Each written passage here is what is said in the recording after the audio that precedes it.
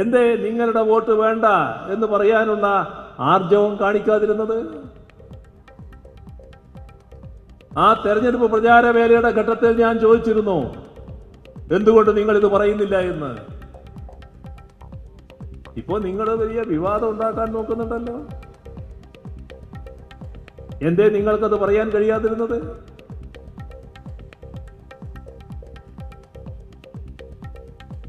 നിങ്ങൾ മതനിരപേക്ഷതയിൽ ഊന്നി നിൽക്കുകയാണെങ്കിൽ വർഗീയതയോട് വിട്ടുവീഴ്ചയില്ലാതെ സമീപനം സ്വീകരിക്കണ്ടേ? വർഗീയ ശക്തിയെ താലോലിച്ച് നിൽക്കലാണോ?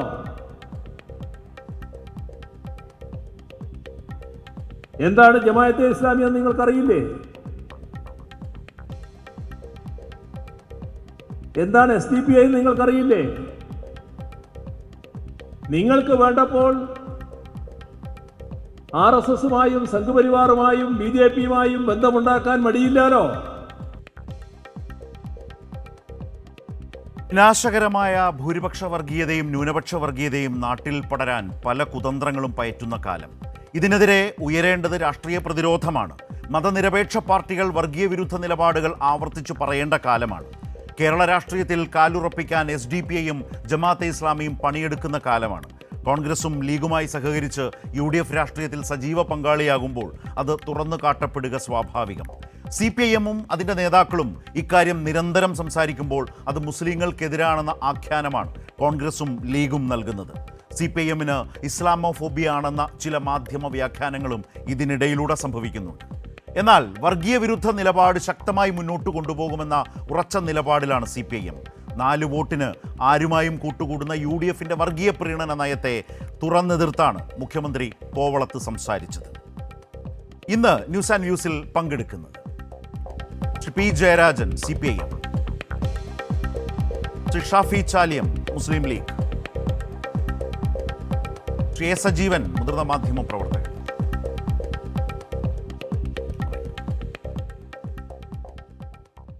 ഇപ്പോൾ മുസ്ലിം ലീഗ് പ്രതിനിധിയിൽ നിന്ന് ശ്രീ ഷാഫിയിൽ നിന്ന് ചർച്ച ആരംഭിക്കാനാണ് വിചാരിച്ചത്. പക്ഷേ അദ്ദേഹത്തിൻ്റെ കോള് കട്ടാണെന്നുള്ളൊരു വിവരമാണ് എനിക്ക് വന്നത്. ഞാൻ ശ്രീ ജയരാജനിലേക്ക് ആദ്യം വരികയാണ്. ശ്രീ ജയരാജൻ, ഈ നിലയിൽ CPIഎം നിരന്തരം സംസാരിച്ചു വരുമ്പോൾ വയനാട്ടിൽ വർഗീയത ആരോപിക്കാമോ? പാലക്കാട്ട് പറഞ്ഞു കുറച്ചൊക്കെ അങ്ങ് സഹിക്കാം, കോൺഗ്രസും ലീഗും ഒക്കെ തയ്യാറാണെന്ന് തന്നെ ഇതിൽ നിന്ന് ഊഹിക്കാം. പക്ഷേ വയനാടിൻ്റെ കാര്യത്തിൽ വരുമ്പോൾ ശ്രീ വിജയരാഘവൻ പറഞ്ഞത് അത് പച്ചവർഗീയത, മറ്റൊരു തരത്തിലുള്ള CPIഎമ്മിൻ്റെ താല്പര്യമാണ് അതിൽ നിഴലിക്കുന്നത്.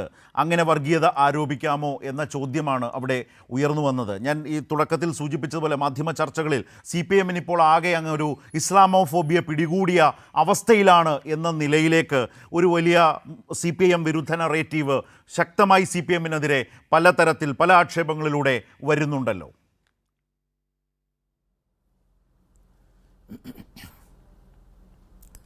ഒന്നാമതായി കേരളത്തിലെ ഇടതുപക്ഷ ജനാധിപത്യ മുന്നണിക്കെതിരായി പൊതുവിലും CPIഎമ്മിനെതിരായിട്ട് വിശേഷിച്ചും വലതുപക്ഷം നടത്തുന്ന നിരന്തരമായിട്ടുള്ള നുണപ്രചരണത്തിൻ്റെ ഏറ്റവും ഒടുവിലത്തെ ഉദാഹരണമാണ് ഈ വിവാദമുണ്ടാക്കുന്ന നടപടി.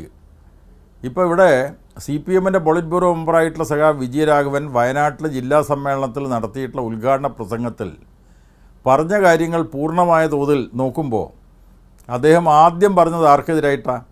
മുസ്ലിം വർഗീയതക്കെതിരായിട്ടല്ല. രാജ്യത്തിലെ ജനാധിപത്യ വ്യവസ്ഥയ്ക്ക് ഏറ്റവും വലിയ ഭീഷണിയായി തീർന്നിട്ടുള്ള, വിപത്തായി തീർന്നിട്ടുള്ള സംഘപരിവാർ ഭീകരതയെക്കുറിച്ചാണ് അദ്ദേഹം പറഞ്ഞത്. അദ്ദേഹം പറഞ്ഞ ഒരു വാചകം നിങ്ങൾ ശ്രദ്ധിക്കണം. 1 നിന്ന് തുടങ്ങി 3 പള്ളികളായി, പിന്നെ 30 കാര്യം പറഞ്ഞു, പിന്നെ 30,000 പള്ളികൾ ലക്ഷ്യം വെച്ചുകൊണ്ടൊരു അജണ്ട ഈ രാജ്യത്ത് നടപ്പാക്കാൻ ശ്രമിക്കുകയാണ്.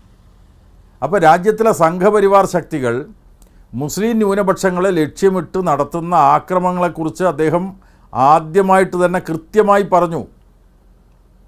ബാബരി മസ്ജിദാണ് ആദ്യം ലക്ഷ്യമിട്ടത്, പിന്നീട് ഓരോ പള്ളിയും ലക്ഷ്യമിട്ടുകൊണ്ട് രാജ്യത്തിലെ മതന്യൂനപക്ഷങ്ങളെ ശത്രുപക്ഷത്ത് നിർത്താനുള്ള ശ്രമം നടത്തുന്നു. ഇതിൻ്റെ ഭാഗമായിട്ട് സ്വാഭാവികമായിട്ടും ഹിന്ദു വർഗീയത ശക്തിപ്പെടുത്താനുള്ള ശ്രമമാണ്.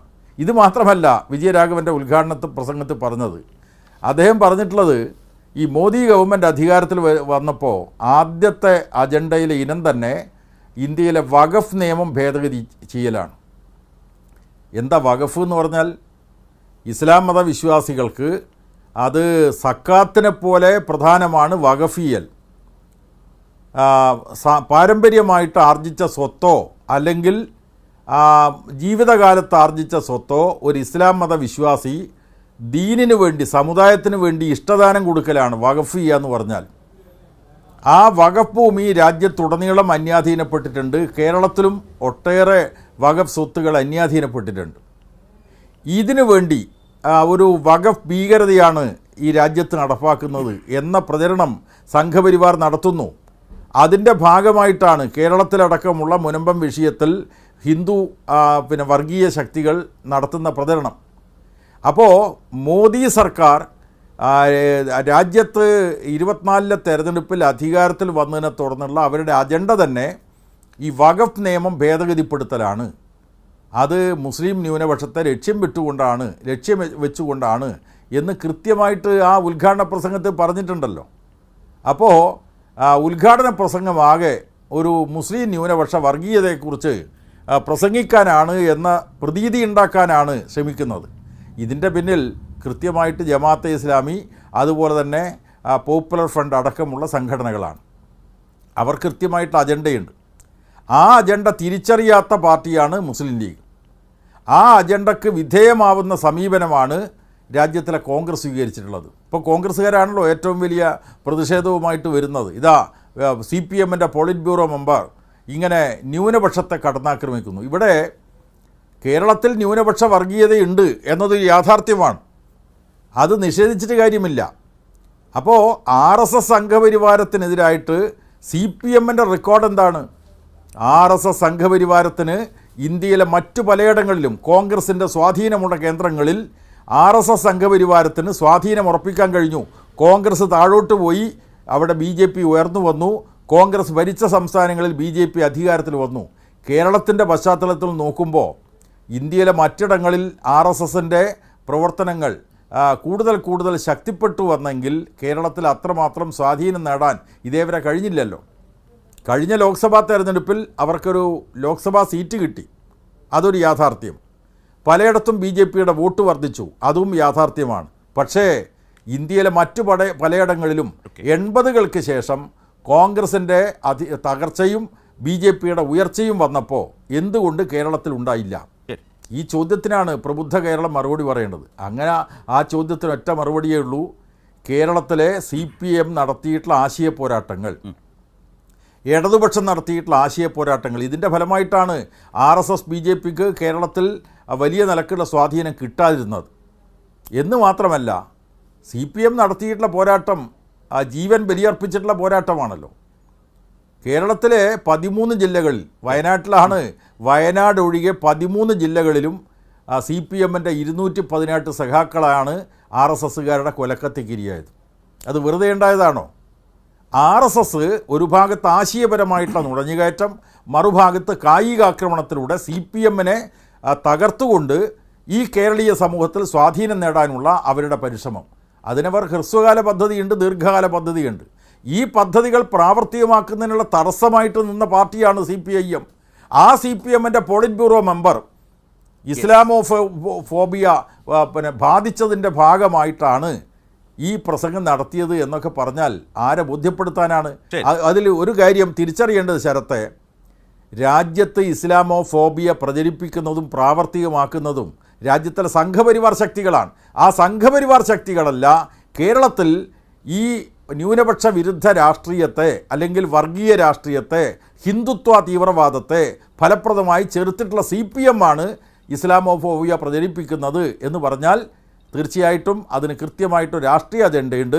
അത് ഇടതുപക്ഷ വിരുദ്ധ ജ്വരം മുസ്ലിം ന്യൂനപക്ഷങ്ങളിലടക്കം വ്യാപിപ്പിക്കുക എന്നതാണ്. ആ അജണ്ട തിരിച്ചറിഞ്ഞുകൊണ്ട് പ്രവർത്തിക്കാനുള്ള ശേഷി CPM-നുണ്ട് എന്നതാണ് പറയാനുള്ളത്. റൈറ്റ്. ഞാൻ നേരത്തെ ഷാഫി ചാലിയത്തിൽ നിന്ന് ചർച്ച ആരംഭിക്കുന്നതിനെക്കുറിച്ച് പറയാനുണ്ടായ ഒരു കാരണം, ഇത് ഇപ്പോൾ മുഖ്യമന്ത്രി അല്പം മുമ്പ് കോവളത്ത് സംസാരിച്ചൊരു സാഹചര്യം കൂടി വന്ന പശ്ചാത്തലത്തിൽ ആണ്, പക്ഷേ കഴിഞ്ഞില്ല. പക്ഷേ ഏതായാലും ശ്രീ പി ജയരാജൻ, താങ്കൾ ഏതായാലും ഈ ചർച്ചയിൽ ഫോക്കസ് ചെയ്ത് വിജയരാഘവനിലൂടെ കേരളത്തിലെ CPIM ഏതൊക്കെ വിധി, ഇപ്പോൾ ലീഗും കോൺഗ്രസും ആ തരത്തിലാണല്ലോ ഒരു ആഖ്യാനം രൂപപ്പെടുത്തുന്നത്, അതടക്കം മനസ്സിലാക്കിക്കൊണ്ടുള്ള മറുപടിയിൽ തന്നെ അഡ്വാൻസായി ശ്രീ ജയരാജൻ അക്കാര്യങ്ങൾ സംസാരിച്ചു. ഒരു ദീർഘമായ പ്രസംഗത്തിൻ്റെ ഒരു ഭാഗത്തെ അടർത്തിയെടുത്ത് അത്തരം മാധ്യമ താല്പര്യങ്ങളോടെ UDFൻ്റെ ഒരു പൊതു താല്പര്യത്തിൽ, വിശേഷിച്ച് ജമാഅത്തെ ഇസ്ലാമിയുടെയും SDPയുടെയും താല്പര്യാർത്ഥം നടത്തുന്ന ഒരു പ്രചാരണം എന്ന നിലയ്ക്ക് അദ്ദേഹം അത് വിശദീകരിച്ചു. എന്താണതിൽ സംഭവിക്കുന്നത്, അതിലെ ഊന്നൽ എവിടെയായിരുന്നു. പക്ഷേ അതിൻ്റെ ഒരു ഭാഗത്തെ മാത്രം അടർത്തിയെടുത്ത് അങ്ങനെ മാത്രം പ്ലേസ് ചെയ്യാൻ ശ്രമിക്കുന്നു. യഥാർത്ഥത്തിൽ കേരളത്തിനകത്ത് RSSൻ്റെ വളർച്ചയെ തടയുന്ന വിധത്തിൽ CPIM എടുത്തിട്ടുള്ള രാഷ്ട്രീയ ചരിത്രം പരിശോധിച്ചാൽ നടത്തിയിട്ടുള്ള ശക്തമായ ഇടപെടലിൻ്റെ ഒരു അനുഭവ തലത്തിൽ നിന്നടക്കമാണ് ശ്രീ ജയരാജൻ സംസാരിച്ചു തുടങ്ങിയത്. അപ്പോൾ അത് അവിടെ നിൽക്കട്ടെ. മുഖ്യമന്ത്രി പറഞ്ഞ താങ്കളത് കേട്ടു എന്ന് വിചാരിക്കുന്നു, മുഖ്യമന്ത്രിയുടെ കോവളത്തെ പ്രസംഗത്തിൻ്റെ ഒരു ഭാഗം ചർച്ചയുടെ തുടക്കത്തിൽ. എന്തുകൊണ്ടാണ് കേരളത്തിലൊരു സഖ്യകക്ഷി രൂപേണ SDPയും ജമാഅത്തെ ഇസ്ലാമിയും സഹകരിക്കുമ്പോൾ അത് വേണ്ട എന്ന് പറയാൻ മതനിരപേക്ഷതയിൽ ഊന്നിയാണ് നിങ്ങൾ നിൽക്കുന്നത് എങ്കിൽ എന്തുകൊണ്ട് തയ്യാറാകുന്നില്ല എന്ന ചോദ്യം വളരെ പ്രബലമായി കേരളത്തിൽ ഇപ്പോൾ ചർച്ച ചെയ്യുകയാണ് ശ്രീ ഷാഫി ചാലിയം. വിജയരാഘവൻ പറഞ്ഞ കാര്യം നമ്മൾ ഇന്നലെ മുതൽ ചർച്ച ചെയ്യുന്നുണ്ട്. എല്ലാ കേന്ദ്രങ്ങളിൽ നിന്നും വിജയരാഘവൻ നടത്തിയ ഈ അഭിപ്രായ പ്രകടനം CPM എന്ന പാർട്ടിയുടെ മതനിരപേക്ഷ പശ്ചാത്തലത്തിന് നിരക്കാത്തതാണെന്ന് എല്ലാവരും വിധിയെഴുതി കഴിഞ്ഞു. പല പത്രങ്ങളും എഡിറ്റോറിയലും എഴുതി. അദ്ദേഹം പറഞ്ഞ വാക്കുകളെന്ന് ഞാൻ പറയട്ടെ. ജയരാജൻ സഖാവ് പറഞ്ഞത് സ്വസ്ഥമായിരുന്നു കേട്ടല്ലോ. അതല്ല ഷാഫി, ഒരു കൗതുകം തോന്നി. എന്റെ തോന്നുന്നു കേൾക്കൂ ശരത്ത്. ഉറപ്പായും പല പത്രങ്ങളിലും എഡിറ്റോറിയൽ എഴുതിയിട്ടുണ്ട്. പല പത്രങ്ങളിലും എഡിറ്റോറിയൽ എഴുതിയിരിക്കാനാണ്. എല്ലാ കേന്ദ്രം ഇന്ന് വിധിയല്ല. അതായത് വിജയരാഘവന്റെ പ്രസ്താവനയെ ന്യായീകരിച്ചുകൊണ്ട് ഒരു രാഷ്ട്രീയ നേതാവും വന്നില്ല. നിങ്ങളെ ഘടകകക്ഷികൾ പോലും വന്നിട്ടില്ല, ആരും തന്നെ വന്നിട്ടില്ല. ഇത് പഠിക്കേണ്ട അദ്ദേഹം പറഞ്ഞ വാക്കുകൾ. അദ്ദേഹം അവിടെ ദീർഘപ്രഭാഷണം നടത്തി. അതിൽ ജയരാജൻ സഖാവ് പറഞ്ഞ പോലെ വഖഫ് വിഷയം, ദേശീയ രാഷ്ട്രീയം ഒക്കെ പറഞ്ഞിട്ടുണ്ടാകാം. പക്ഷേ രാഹുൽ ഗാന്ധിയുടെയും പ്രിയങ്ക ഗാന്ധിയുടെയും വിജയത്തെ വിജയരാഘവൻ വിലയിരുത്തിയത് എങ്ങനെയാണ്?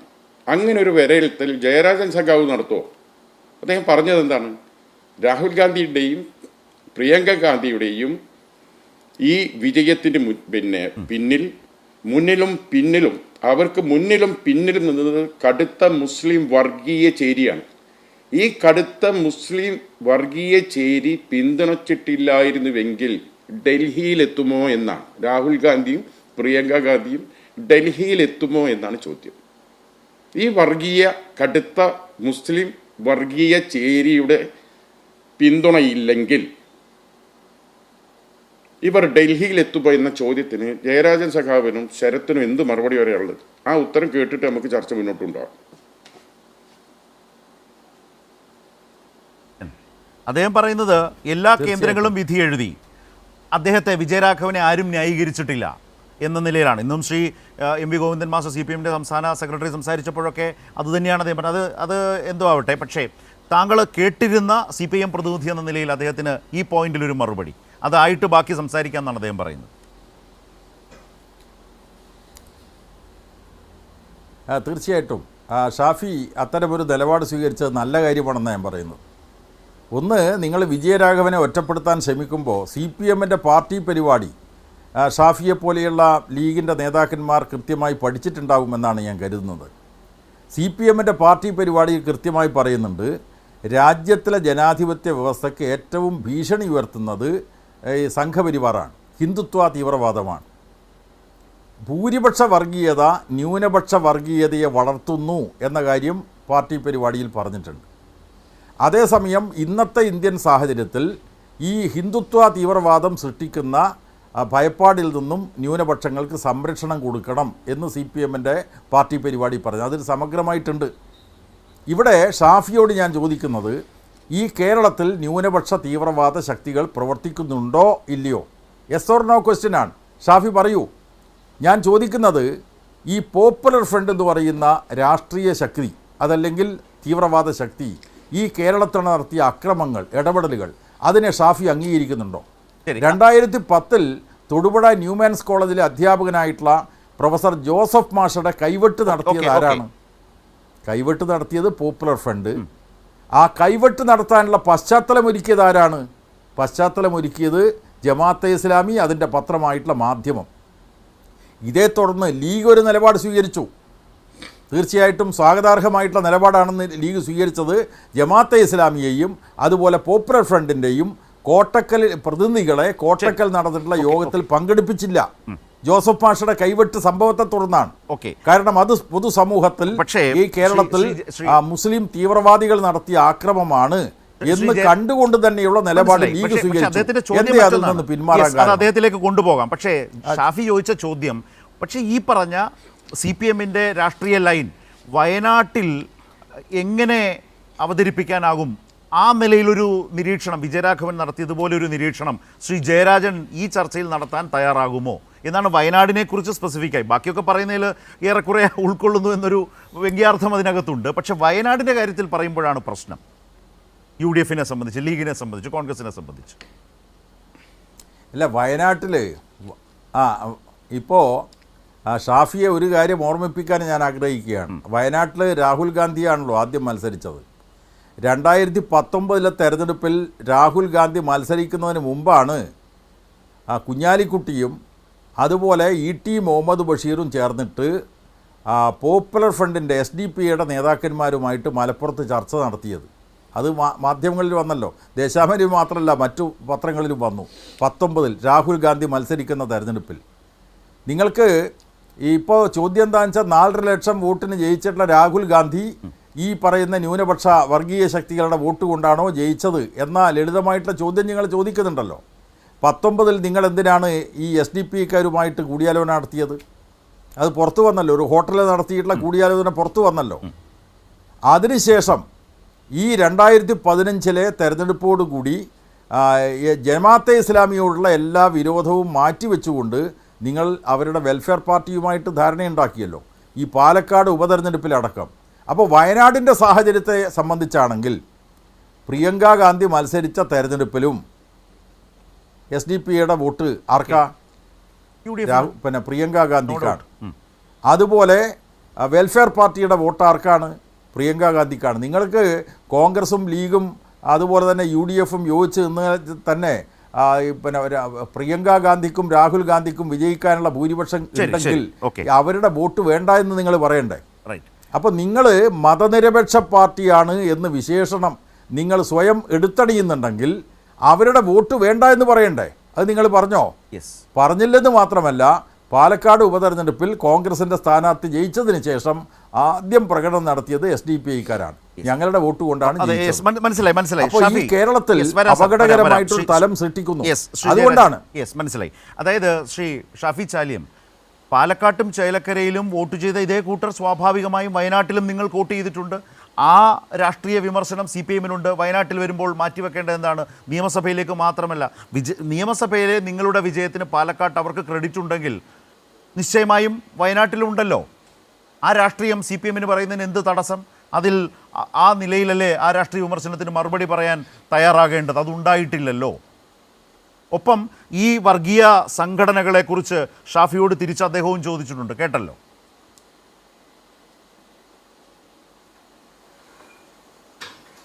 അല്ല, ഞാൻ ചോദിച്ച ചോദ്യത്തിന് ഉത്തരവിടെ ഈ കൈരളി TV കാണുന്ന CPM-കാരായ അനേകായിരം ആളുകൾ എൻ്റെ ചോദ്യത്തിന് ജയരാജൻ സഖാവ് പറയുന്ന മറുപടിക്കായി കാത്തിരിക്കുകയാണ്.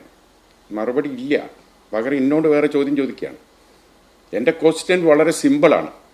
ഈ കടുത്ത മുസ്ലിം വർഗീയ ചേരിയുടെ പിന്തുണ ഇല്ലായിരുന്നുവെങ്കിൽ ഈ രാഹുൽ ഗാന്ധിയും പ്രിയങ്ക ഗാന്ധിയും പാർലമെൻറ്റിൽ എത്തുമോ എന്ന ചോദ്യം. പാർലമെൻറ്റിൽ എത്തില്ല എന്നാണ് വിജയരാഘവൻ പറയുന്നത്. ആ അഭിപ്രായം ജയരാജൻ സഖാവിനുണ്ടോ? കേരളത്തിലെ വളരെ പ്രശസ്തനായ മാധ്യമ പ്രവർത്തകനായ അങ്ങയുടെ ശരത്തിന്റെ അഭിപ്രായം. ഈ രണ്ട് അഭിപ്രായം കേട്ടിട്ട് നമുക്ക് ചർച്ച തുടങ്ങാം. അതായത് എനിക്കിതുവരെ ഉത്തരം കിട്ടിയില്ലേ? പ്രേക്ഷകർക്കും ഉത്തരം കിട്ടി. തീർച്ചയായിട്ടും ഷാഫി ഒരു പോയിന്റിലാണല്ലോ. അതെ ഒരു പോയിന്റിലാണല്ലോ നമ്മളിപ്പം പിന്നെ ചർച്ച പോകുന്നത്. തീർച്ചയായിട്ടും വ്യക്തത വരുത്താം. സഖാ വിജയരാമൻ പറഞ്ഞത് തീവ്ര വർഗീയ ഘടകങ്ങളുടെ പിന്തുണ കൂടി രാഹുൽ ഗാന്ധിയുടെയും പ്രിയങ്ക ഗാന്ധിയുടെയും വർഗീയ ഘടകങ്ങൾ, വർഗീയ ഘടകങ്ങൾ എന്ന് പറയുന്നത് ജമാഅത്തെ ഇസ്ലാമിയുടെ പാർട്ടിയുണ്ട്, അതുപോലെ തന്നെ പോപ്പുലർ ഫ്രണ്ടുണ്ട്. അവരുടെയൊക്കെ പിന്തുണയോട് കൂടിയാണ് രാഹുൽ ഗാന്ധിയായാലും പ്രിയങ്ക ഗാന്ധിയായാലും ജയിച്ചു പോയിട്ടുള്ളത്. പ്രിയങ്ക ഗാന്ധി ജയിച്ചു പോയിട്ടുള്ളതും ഈ വർഗീയ ഘടകങ്ങളുടെ പിന്തുണയോട് കൂടി.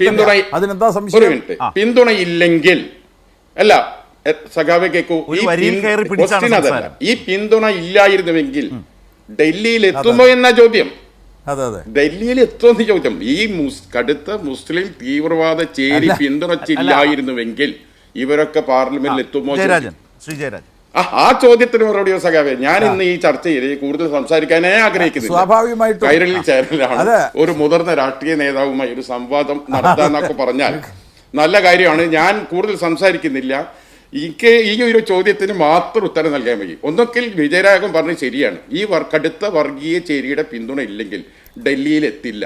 എങ്കിൽ പിന്നെ ആ തീവ്രവാദികളുടെ കണക്കിലേക്കാണ് നമ്മൾ പോകേണ്ടത്. നമുക്ക് പോകാം. ഇതിനെ അങ്ങ് എന്ത് ചെയ്യണ്ടോ? അങ്ങ് പിന്തുണയ്ക്കുന്നോ? അല്ലെ? അക്കാര്യം വിജയരാഘവൻ പറഞ്ഞത് ശരിയല്ല, ബാക്കിയുള്ള ഒക്കെ ശരിയാണെന്ന് പറഞ്ഞു പോകും. അതൊക്കെ അല്ലേ വലിയ വലിയ രാഷ്ട്രീയ നേതാക്കൾ ചെയ്യാറ്.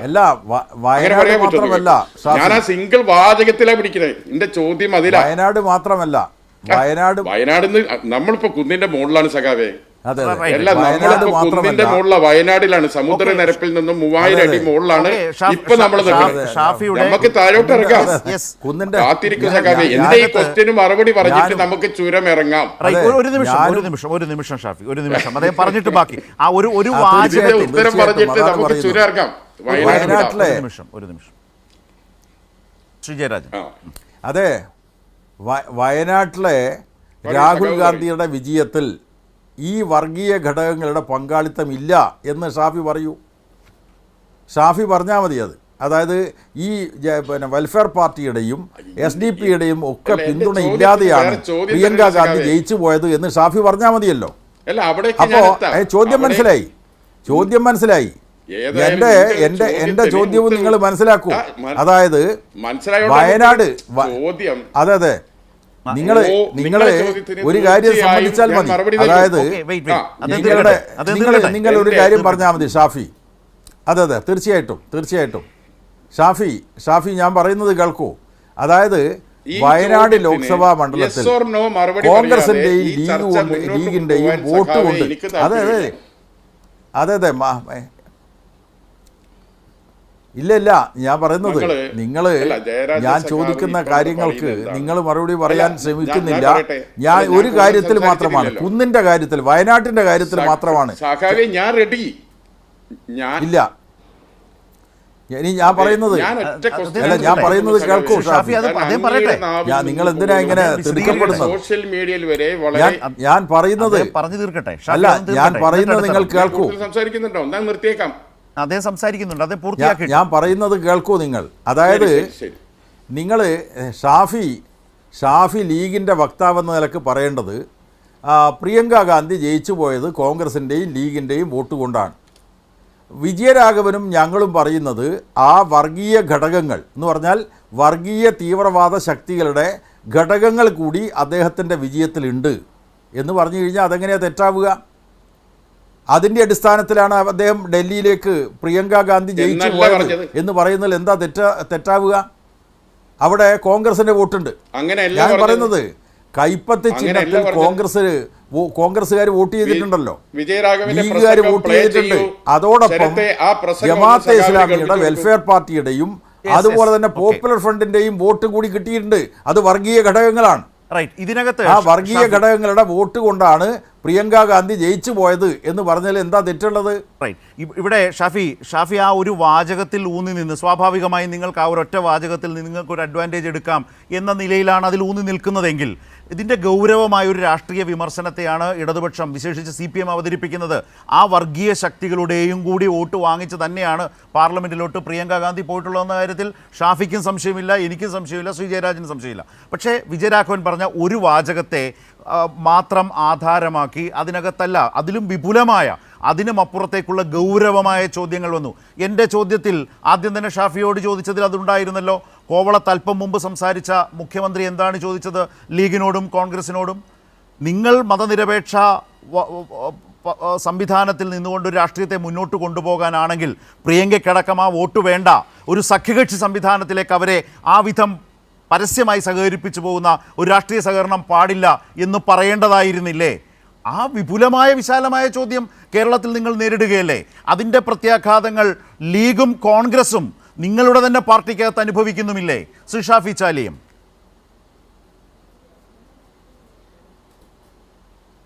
അല്ല, ഈ ചർച്ച ഇങ്ങനെ മുന്നോട്ട് പോകും. നിങ്ങളും ജയരാജൻ സഖാവും സംസാരിച്ചുകൊണ്ടേ നിൽക്കും. കാരണം എൻ്റെ ആ സിംഗിൾ ചോദ്യത്തിന് ഉത്തരം കിട്ടാതെ ഈ ചർച്ചയിൽ ഒരു ഇഞ്ച് ഞാൻ മുന്നോട്ട് പോകില്ല. ഇവിടെ പ്രശ്നം വിജയരാഘവൻ എന്ന പോളിറ്റ് ബ്യൂറോ മെമ്പർ പറഞ്ഞിരിക്കുന്ന ഏറ്റവും വലിയ ഇന്ത്യ രാജ്യത്ത് തന്നെ CPM എന്ന പാർട്ടിക്ക് ആ പാർട്ടിയുടെ ഫ്രെയിമിൽ നിന്ന് പറയാൻ പാടില്ലാത്തതാണ് പറഞ്ഞതെന്നാണ് എൻ്റെ അഭിപ്രായം. അതിലൊറ്റ ക്വസ്റ്റ്യനുള്ളൂ. ഈ കടുത്ത മുസ്ലിം വർഗീയ ചേരിയുടെ പിന്തുണ ഇല്ലായിരുന്നുവെങ്കിൽ ഇവർ പാർലമെന്റിൽ എത്തുമായിരുന്നോ? പാർലമെന്റ് എത്തുമായിരുന്നു. 4.5 ലക്ഷം വോട്ടിന് ജയിച്ച പരസ്യക്കാര്. 4.5 ലക്ഷവും ആരെ വോട്ടാണ്? ഈ വർഗീയവാദികൾ. ചോദ്യമാണ് സഖ, അങ്ങയുടെ അങ്ങ് കൂടുതൽ അല്ല. ഞാൻ പറയട്ടെ, ശ്രീ ജയരാജൻ, ഷാഫി ഒന്ന് തീർത്തിട്ട് അല്ല, ഞാനൊന്ന് പറയട്ടെ, ഒന്ന് കംപ്ലീറ്റ് ചെയ്യാം. അങ്ങ് രാഷ്ട്രീയപരമായി കണ്ണൂർ അങ്ങ് കൃത്യമായി സോഷ്യൽ മീഡിയയിൽ അനുദിനം രാഷ്ട്രീയ വിഷയങ്ങളെ വിശകലനം ചെയ്യുന്ന വ്യക്തിയാണ്. വയനാട് തെരഞ്ഞെടുപ്പ് കഴിഞ്ഞ് ഇത്രയും ദിവസമായി അങ്ങയുടെ ഭാഗത്തു നിന്ന് ഇങ്ങനൊരു വിലയിരുത്തൽ ഉണ്ടായിട്ടില്ല. കാരണം അങ്ങ് അങ്ങനെ വിലയിരുത്തില്ല എന്ന് എനിക്കറിയാം. BJP പോലും വിലയിരുത്തില്ല. കാരണം കേരളം പോലുള്ള സ്ഥലത്ത് അത്തരം വർത്തമാനം പറഞ്ഞാൽ അത് ആകെ എളിഭ്യരാകുമെന്ന് BJPക്ക് പോലും അറിയാം. അപ്പോൾ അതുകൊണ്ട് ഇവിടെ നമുക്ക് ഒറ്റ കാര്യത്തിൽ ഒരു തീരുമാനം എടുത്തിട്ട് മുന്നോട്ട് പോകാം. അതായത് ഈ കടുത്ത മുസ്ലിം വർഗീയവാദികളുടെ പിന്തുണ ഇല്ലായിരുന്നുവെങ്കിൽ ഡൽഹിയിൽ എത്തുമായിരുന്നോ, പാർലമെന്റിൽ എത്തുമായിരുന്നോ എന്ന വിജയരാഘവന്റെ ചോദ്യമുണ്ട്. ആ ചോദ്യത്തിന്റെ ഉത്തരം എനിക്ക് ചോദിക്കണം. എത്തുമായിരുന്നോ ഇല്ലയോ? ഒന്നുകിൽ എത്തുമെന്ന് പറയും, അല്ലെങ്കിൽ ഇല്ല എന്ന് പറഞ്ഞു. എന്നിട്ട് നമുക്ക് അത് ശ്രീ ജയരാജനോട് ചോദിക്കുന്നു. ഈ സംഭവം ഉണ്ടായത് കഴിഞ്ഞ ദിവസമാണ്. അതിനുശേഷം ചാനലുകളിലും മാധ്യമങ്ങളിലും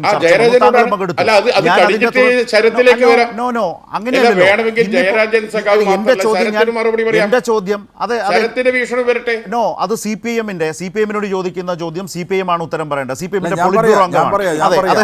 എന്റെ പണിയല്ല. പറയാം ശ്രീ ജയരാജൻ. ഞാൻ 2 തവണ UDF രാഷ്ട്രീയത്തോട് ഗൗരവമായ വിമർശനം 2 തവണ ഞാൻ ഇന്ന് മുഖ്യമന്ത്രി ഈ വിഷയത്തിൽ പുതിയതായി വന്നതിൽ ഷാഫിയോട് ഞാൻ അവതരിപ്പിച്ചു വെച്ചിട്ടുണ്ട്. താങ്കൾ അതിലേക്ക് കടന്നിട്ടില്ല എന്നുള്ളത് ഞാൻ ഓർമ്മിപ്പിച്ചു എന്ന് മാത്രം. ശ്രീ ജയരാജൻ, മറുപടി വീണ്ടും. ഞാൻ കടക്കൂല അതിലേക്ക് ഞാൻ ഗൗരവമുള്ള വിഷയമാണ്. ശരിയാണെന്ന് പറയാം, അല്ലെങ്കിൽ ശരിയല്ല എന്ന് പറയാം. ഒരു ചോദ്യം താങ്കൾക്ക് ചോദിക്കാം, ഉത്തരം ഇന്നതാകണം എന്ന് ശഠിക്കാനും കഴിയില്ല. അത് അദ്ദേഹം വിശദീകരിക്കും, അത് അദ്ദേഹത്തിന്റെ ഭാഗം അവർ പറയും. പക്ഷേ ഞാൻ പറഞ്ഞത് ഈ വിഷയത്തിൽ മുന്നോട്ട് പോക്ക് സംഭവിക്കുന്നുണ്ട്, പുതിയ വിമർശനങ്ങൾ വരുന്നുണ്ട്. അത് ചർച്ചയുടെ ഭാഗമാണ്. അത് CPM-ന്റെ ഭാഗമല്ല, ഈ ചർച്ചയുടെ ഉള്ളടക്കത്തിൽപ്പെടുന്നതാണ്. നിങ്ങൾ വിളിച്ചത് വിജയരാഘവന്റെ അതടക്കം ഇങ്ങോട്ട് ഇന്നെങ്ങനെ ബഹളം ഉണ്ടാക്കല്ലേ. എന്നെ ശരത്ത് ക്ഷണിച്ചത് വിജയരാഘവന്റെ പ്രഭാഷണം സംബന്ധിച്ച ചർച്ചക്കാണ്. ആ പ്രഭാഷണത്തിൽ ഏറ്റവും അപകടം നിറഞ്ഞ വിശകലനം ഞാൻ ഈ പറഞ്ഞ സിംഗിൾ പോയിന്റ് ആയിക്കോട്ടെ പറഞ്ഞല്ലോ. ആ പോയിന്റാണ് ഈ കേരളം ചർച്ച ചെയ്യുന്നത്. ഈ വർഗീയവാദികളുടെ പിന്തുണ ഇല്ലായിരുന്നുവെങ്കിൽ അവർ ഡൽഹിയിൽ എത്തില്ല എന്നാണ് വിജയരാഘവൻ പറഞ്ഞത്. ആ വിജയരാഘവന്റെ കാഴ്ചപ്പാടിനോട് ഈ ഡിബേറ്റിലിരിക്കുന്ന ജയരാജൻ സഖാവ് യോജിക്കുന്നുണ്ടോ എന്ന് ചോദിച്ചാൽ ഒന്നൊക്കെ യോജിക്കും, അല്ലെങ്കിൽ അല്ല. ഈ രണ്ടാലും ഒരു മറുപടി തരാൻ എന്താണ് സഖാവ്? അതിന്റെ കാഴ്ചപ്പാട് അദ്ദേഹം പറയുന്നുണ്ട്, അദ്ദേഹം വിശദീകരിക്കുന്നത് വളരെ ഉഷാറാണ്. ജയരാജൻ സഖാവിന്റെ വിശകലനത്തെ ഞാൻ ഒരു CPM അങ്ങനൊക്കെ ഒന്ന് വിശകലനം ചെയ്താൽ അതിൽ കുഴപ്പം പറയാൻ പറ്റില്ല. എന്റെ ക്വസ്റ്റ്യൻ വിജയരാഘവൻ പറഞ്ഞ ഈ സിംഗിൾ പോയിന്റാ. അതിനോട് ജയരാജൻ സഖാവ് അതിന്റെ അർത്ഥങ്ങളിലേക്ക് അതിന്റെ പ്രശ്നങ്ങളിലേക്ക് വരാം. ഇവിടെ വിഷയം. ഇവിടെ ശ്രീ ജയരാജൻ ശ്രീ ജയരാജൻ അതിനൊക്കെ മറുപടി പറയാൻ പറ്റും. എനിക്ക് ഈ ചർച്ചയ്ക്കകത്ത് നിരവധിയായ വിഷയങ്ങൾ ഇതിന്റെ ഉള്ളടക്കത്തിലേക്ക് കൊണ്ടുവരേണ്ടതുണ്ട്. ഈ ചർച്ച മുന്നോട്ട് നയിക്കുന്ന ഒരാളെന്നുള്ള അതിനുള്ള സ്വാതന്ത്ര്യം എനിക്കുണ്ട്. ഷാഫിയുടെ പോയിന്റിൽ ഉറച്ചു നിൽക്കാൻ കഴിയുന്നത് പോലെ തന്നെ ഈ ചർച്ചയ്ക്ക് ഇതിനോട് അനുബന്ധമായി വന്ന വിഷയങ്ങൾ കൂട്ടിച്ചേരേണ്ടത് പ്രേക്ഷകർക്ക് മുമ്പാകെ വെക്കേണ്ടത് എന്റെയും ഉത്തരവാദിത്വമാണ്. സംശയമുണ്ടോ ഷാഫി? ശ്രീ ജയരാജൻ, ഇവിടെ പ്രശ്നം SDPI അതുപോലെ തന്നെ ജമാഅത്തെ ഇസ്ലാമി വളരെ കൃത്യമായ വർഗീയ പാർട്ടികളാണ്, വർഗീയ സംവിധാനങ്ങളും സംഘടനകളുമാണ്. പക്ഷെ അത് ന്യൂനപക്ഷമാണ് മുസ്ലിം സമുദായത്തിൽ തന്നെ. ഈ വാദം CPM-നുണ്ട്. അങ്ങനെ ന്യൂനപക്ഷമായി നിൽക്കുമ്പോൾ തന്നെ വയനാട്ടിലെ പോലൊരു വലിയ വിജയത്തെ ആകെ ആ തീവ്രവാദ സ്വഭാവക്കാരുടെ വിജയത്തിൻ്റെ ക്രെഡിറ്റിലേക്ക് മാത്രം പെടുത്തിയോ എന്ന പ്രശ്നമാണ് നിലനിർത്തിക്കൊണ്ടുപോകാൻ UDF ശ്രമിക്കുന്നത്. ഷാഫി അത് തന്നെയാണ് ചെയ്യുന്നതും. ശ്രീ ജയരാജൻ പറഞ്ഞതിൽ, ശ്രീ വിജയരാഘവൻ പറഞ്ഞതിൽ ശ്രീ ജയരാജൻ മറുപടി, വിശദീകരണം. അതായത് ഈ ലീഗിൻ്റെ വക്താവായിട്ടുള്ള ഷാഫി ഇവിടെ പറയുന്നത് ആ ഒറ്റ പോയിന്റിൽ നിങ്ങൾ മറുപടി പറഞ്ഞാൽ നമുക്ക് ചർച്ച തുടരാമെന്നാണ്. ഒറ്റ പോയിന്റിലെ മറുപടി പറയുന്നത്. അതായത് ഞാൻ പറയുന്ന പോയിന്റ് എന്താണെന്ന് പറഞ്ഞാൽ, 1 മണിക്കൂറിലേറെ നീണ്ടുനിന്നിട്ടുള്ള വിജയരാഘവൻ്റെ ഉദ്ഘാടന പ്രസംഗത്തിൽ അദ്ദേഹം പറഞ്ഞ കാര്യത്തിന് സമഗ്രമായി കണക്കാക്കാതെ ഒരു ചോദ്യം, തർക്കശാസ്ത്രപ്രകാരം ചോദ്യത്തിന് മറുപടി പറയേണ്ടത് എതിരാളികളാണ്. നിങ്ങളാ മറുപടി പറയേണ്ടത്, ഞാനല്ല. ഞാൻ CPM-ൻ്റെ പ്രതിനിധിയാണ്. അപ്പോൾ തർക്കശാസ്ത്രപ്രകാരം വിജയരാഘവൻ ചോദിച്ച ചോദ്യം എന്താണ്? വർഗീയ ഘടകങ്ങളുടെ പിന്തുണ ഇല്ലായിരുന്നെങ്കിൽ പ്രിയങ്ക ഗാന്ധി ഡൽഹിയിൽ എത്തുമായിരുന്നോ എന്ന ചോദ്യമാണ്. നിങ്ങൾ അതിന് മറുപടി പറയുന്നത് ലീഗിൻ്റെ നേതാക്കന്മാർ, UDF കോൺഗ്രസ് നേതാക്കന്മാർ മറുപടി പറയേണ്ടത് വർഗീയ ഘടകങ്ങളായിട്ടുള്ള ജമാഅത്തെ ഇസ്ലാമിയുടെയും പോപ്പുലർ ഫ്രണ്ടിൻ്റെയും പിന്തുണ ഇല്ലാതെ തന്നെ ഞങ്ങൾ ജയിക്കുമായിരുന്നു, പ്രിയങ്ക ഡൽഹിയിൽ എത്തുമായിരുന്നു എന്ന മറുപടിയല്ലേ നിങ്ങൾ പറയേണ്ടത്. അപ്പോൾ കോൺക്രീറ്റ് ആയിട്ടുള്ള ഒരു ചോദ്യത്തിന് ഞാൻ കോൺക്രീറ്റ് ആയിട്ട് മറുപടി പറഞ്ഞു, നിങ്ങളതിന് മറുപടി പറയണം. അതായത് വർഗീയ ഘടകങ്ങളുടെ പിന്തുണ ഇല്ലാതെ തന്നെ ഞങ്ങൾ ജയിക്കുമായിരുന്നു, പക്ഷേ ഞങ്ങൾ പോപ്പുലർ ഫ്രണ്ടിൻ്റെയും ജമാഅത്തെ ഇസ്ലാമിയുടെയും പിന്തുണ പ്രിയങ്ക ഗാന്ധിക്ക് തേടിയിട്ടുണ്ട്. 2019 തന്നെ രാഹുൽ ഗാന്ധിയെ ജയിപ്പിക്കാൻ വേണ്ടി ഞങ്ങൾ രഹസ്യമായിട്ട് SDPI ആയിട്ട് ചർച്ച നടത്തിയിട്ടുണ്ടെന്ന് പറഞ്ഞാൽ പോരെ ഷാഫി? നിങ്ങളെന്തിനാ ഈ കാര്യത്തിൽ മാത്രം പോയിന്റിൽ ഒതുങ്ങി നിൽക്കുന്നത്? ഉദ്ഘാടന പ്രസംഗത്തിൽ അദ്ദേഹം രാജ്യത്തിലെ സംഘപരിവാർ ശക്തികൾ നടത്തുന്ന ഇസ്ലാമോഫോബിയെപ്പറ്റി പറഞ്ഞിട്ടുണ്ട്.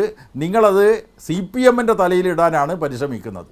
CPM-ന് രാജ്യത്തിലെ മുസ്ലിം ന്യൂനപക്ഷങ്ങളുടെ താല്പര്യം സംരക്ഷിക്കുന്നതിന് വേണ്ടി നടത്തിയിട്ടുള്ള നിരവധി നിലപാടുകളുണ്ട്, അതുപോലെ തന്നെ പോരാട്ടങ്ങളുണ്ട്. ആ പോരാട്ടങ്ങൾ കേരളത്തെ സംബന്ധിച്ചിടത്തോളം ജീവൻ ബലിയർപ്പിച്ചിട്ടുള്ള പോരാട്ടമാണ്. കേരളം ഇങ്ങനെ മതനിരപേക്ഷതയുടെ കാര്യത്തിൽ ഒരു സംരക്ഷിത തുരുത്തായിട്ട് നിൽക്കുന്നത് കോൺഗ്രസോ ലീഗോ പോരാടിയിട്ടല്ല, CPM അടക്കമുള്ള ഇടതുപക്ഷങ്ങൾ പോരാടിയിട്ടാണ്. അത് നിങ്ങൾ മനസ്സിലാക്കണം. അതുകൊണ്ട് ഒരു ചോദ്യം ഞാൻ ചോദിക്കാം, നിങ്ങൾ പറയൂ മറുപടി. ഞങ്ങൾ പോപ്പുലർ ഫ്രണ്ടിൻ്റെ പിന്തുണയോടുകൂടിയല്ല പ്രിയങ്കയെ ജയിപ്പിച്ചത്, ജമാഅത്തെ ഇസ്ലാമിയുടെ പിന്തുണയോടുകൂടിയല്ല ഞങ്ങൾ ജയിപ്പിച്ചത്, നിങ്ങൾ പറയൂ. അത് നിങ്ങൾ പറഞ്ഞാൽ മതിയല്ലോ, അത് തീർന്നല്ലോ. അത് പറയൂ നിങ്ങൾ. ഇവർ തീവ്രവാദ ശക്തികളാണെങ്കിലും ഞങ്ങൾ അവരെ സഹകരിപ്പിച്ചിട്ടുണ്ട് എന്ന് പറഞ്ഞാൽ മതിയല്ലോ, അവിടെ തീർന്നല്ലോ ഷാഫി ആ ചോദ്യത്തിനുള്ള മറുപടി. അങ്ങനെ അവരുടെ പിന്തുണ മേടിക്കുകയും വളരെ സജീവവും പ്രകടവും പ്രത്യക്ഷവുമായി തന്നെ ആ ബന്ധം അത് ചേലക്കരയിലാകട്ടെ പാലക്കാടാകട്ടെ വയനാട്ടിൽ സംഭവിച്ചു. അങ്ങനെ മേടിച്ച നിങ്ങൾക്ക് ആ പങ്കാളിത്തമുള്ളതുകൊണ്ട് തന്നെ ഈ പറയുന്ന നിലയിൽ നിങ്ങളുടെ ഒരു വാദം ബാലിശമാണ് എന്നുള്ളതാണ് അദ്ദേഹത്തിൻ്റെ കാഴ്ചപ്പാട്. അദ്ദേഹം അത് കൃത്യമായി അവതരിപ്പിച്ച് വെച്ചിട്ടുമുണ്ട്. ആ നിലയിൽ നിന്നുകൊണ്ട് മാത്രമേ നിങ്ങൾക്ക് അതിനോട് സമീപിക്കാൻ കഴിയൂ. ഞാൻ അതാണ് മുമ്പ് പറയാൻ വന്നത്. മുഖ്യമന്ത്രി അതിൻ്റെ തുടർച്ചയിൽ നിങ്ങളോട് വീണ്ടും വിമർശനം ഉന്നയിച്ചിട്ടുണ്ട്. അതിൽ മറുപടി നിങ്ങൾ പറയണ്ടേ?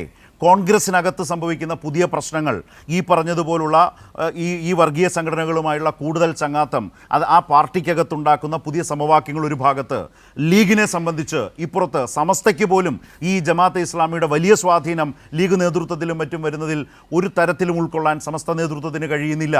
അവരുടെ എതിർപ്പിൻ്റെ ഒന്നാമത്തെ വിഷയമായി അത് നിൽക്കുന്നു. ഇങ്ങനെ ഈ വിഷയം ഒരു പോയിന്റിലല്ലാതെ വലിയ തോതിൽ വ്യാപിച്ചു കിടക്കുന്നത് കൂടിയാണ് ഷാഫി.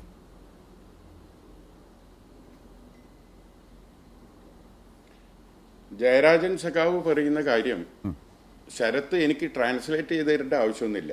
ഞാനിവിടെ ഇരുന്ന് കേട്ടതല്ലേ. ഞാനത് മാത്രമല്ല ചെയ്തത്, ഇവിടെ അതിന്റെ കൂടെ ഒരു രണ്ട് മൂന്ന് കാര്യം ഞാൻ കാര്യങ്ങളൂടെ തീർത്ത് ചോദിച്ചു. വച്ചിരിക്കുകയാണ്. വിജയരാഘവൻ പറഞ്ഞ ആ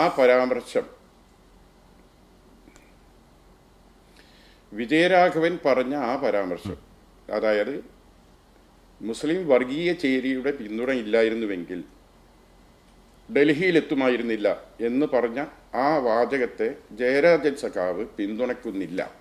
എത്തുമായിരുന്നില്ലേ, എത്തുമായിരുന്നോ എന്ന ചോദ്യമാണ്. തിരിച്ചു ചോദ്യമായിട്ട് തന്നെയാണ് അദ്ദേഹവും വെച്ചത്. അതെ, ചോദ്യമാണ്. അതെ, ഏതായാലും അങ്ങ് അതിനെ ന്യായീകരിച്ചിട്ടില്ല. അപ്പൊ വിജയരാഘവന്റെ ആ ഭാഗത്തെ അങ്ങ് ന്യായീകരിക്കുന്നില്ല, അങ്ങ് പിന്തുണക്കുന്നില്ല എന്ന് ഞാൻ നനച്ചോട്ടെ, അതാ എന്റെ ചോദ്യം. അല്ല, അത് താങ്കളുടെ സ്വാതന്ത്ര്യമല്ലേ, അതിനാരുടെ അനുമതിയുടെ ആവശ്യമില്ലല്ലോ. താങ്കൾക്ക് അങ്ങനെയാണ് അതിനെ ഉൾക്കൊള്ളാൻ എടുക്കാൻ കഴിയുന്നെങ്കിൽ ഷാഫിക്ക് അതാകാം.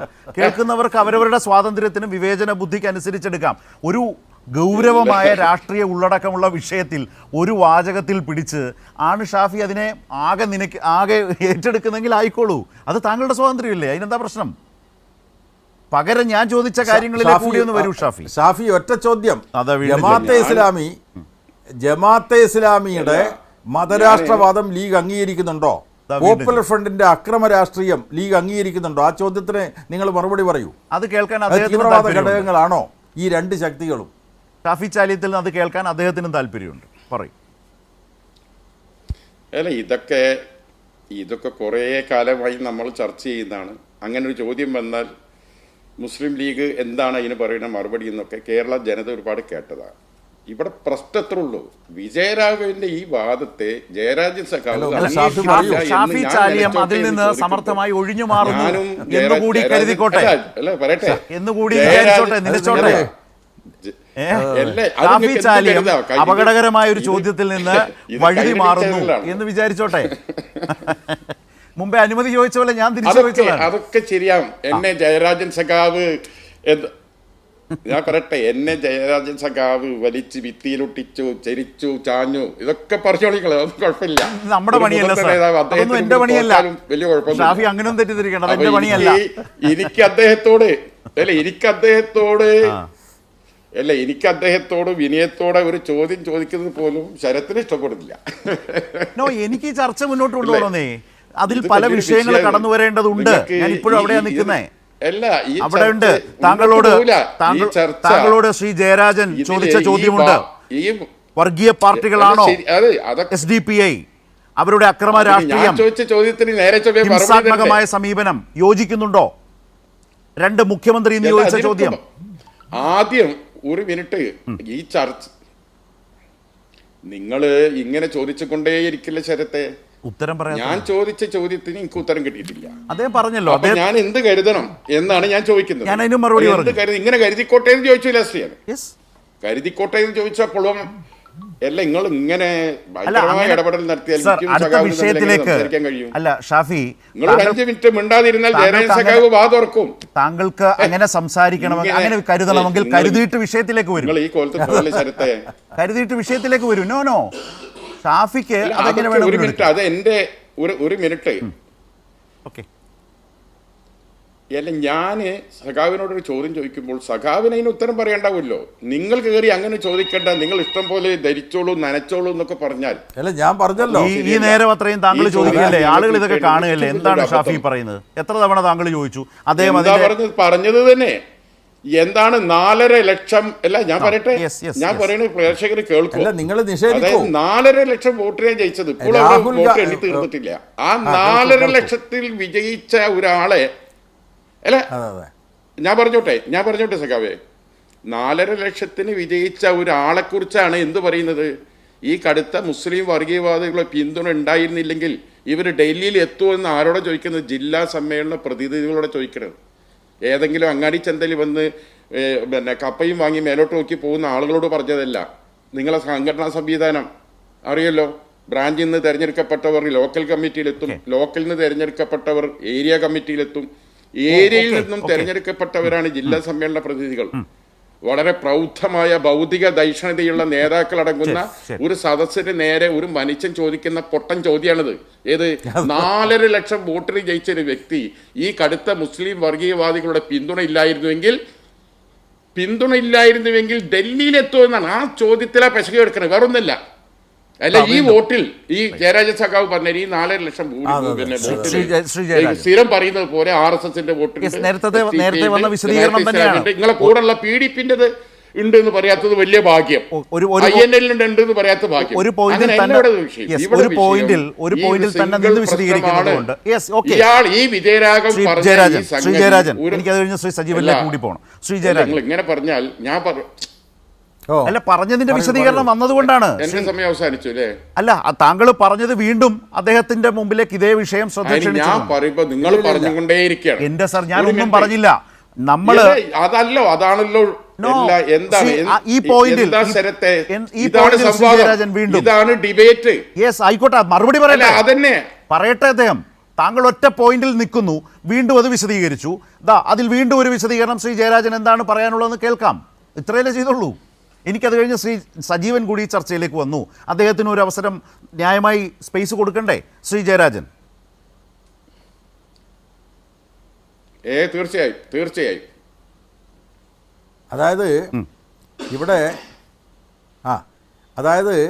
പ്രിയങ്ക ഗാന്ധിയുടെ വിജയത്തിൽ വർഗീയ ഘടകങ്ങൾ കൂടി ഉണ്ട് എന്ന് ഞങ്ങൾ പറയുന്നു, CPIM പറയുന്നു. നിങ്ങൾ ആ വർഗീയ ഘടകങ്ങൾ ഇല്ല എന്ന് പറയുന്നുണ്ടോ ഷാഫി? അതായത് ജമാഅത്തെ ഇസ്ലാമിയുടെ ഹുക്കുമത്തെ ഇലാഹി എന്ന മതരാഷ്ട്രവാദം ലീഗ് അംഗീകരിക്കുന്നുണ്ടോ, കോൺഗ്രസ് അംഗീകരിക്കുന്നുണ്ടോ? നിങ്ങൾ പറയണ്ടേ. അതൊരു വർഗീയ ഘടകമായിട്ടാണ് ഞങ്ങൾ കണക്കാക്കുന്നത്. പോപ്പുലർ ഫ്രണ്ട് അത് തീവ്രവാദ രാഷ്ട്രീയം മാത്രമല്ല, അക്രമങ്ങൾ നടത്തിയിട്ടുള്ള കേരളത്തിലെ ഒരു തീവ്രവാദ ശക്തിയാണ്.